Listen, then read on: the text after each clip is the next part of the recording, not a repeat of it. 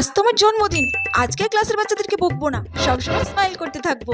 ক্লাসের বাচ্চারা কত সুন্দর সাজিয়েছে, ওরা আমাকে এত ভালোবাসে আর আমি শুধু শুধু ওদেরকে বকি। আজকে ইচ্ছে করে আমি এত বড় ব্যাগ নিয়ে এসেছি, আজকে কেউ না কেউ তো আমাকে কিছু না কিছু গিফট দেবে। এই তো আমি এখন অফিস রুমে যাবো আর টিচাররা আমার কাছে পার্টি চাইবে।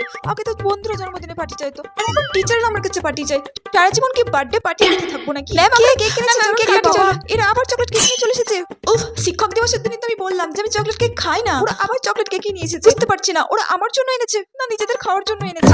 Ma'am happy birthday. ও তোমাকে ফেভারিট টিচার বলতো, আর ও শুধুমাত্র আমার জন্য একটা পেন এনেছে। ও তোমাকে একদমই পছন্দ করতো না। ও বাবা, ও এত সুন্দর একটা ইয়ারিং এনেছে। আগের বার তো আমি ওকে অঙ্কতে ফেল করে দিয়েছিলাম, তাও এত বড় গিফট দিয়েছে। ফুল কেন দেয় আমি বুঝতে পারি না, ফুলটা তো কালকে খারাপ হয়ে যাবে, একটা চকলেট আনতে পারতো। এই বাবা, ক্লাসে বাচ্চাগুলো এত লাফালাফি করছে কেন? উফ, এ তো আমার জন্যই করছে। উফ, আমি তো ওদেরকে কিছু বলতেও পারছি না, আমি বিশ্বাসই করতে পারছি না ক্লাসের বাচ্চাগুলো আমাকে এতটা ভালোবাসে। এটাও তো হতে পারে ওরা ক্লাস করবে না বলে নাটক করছে।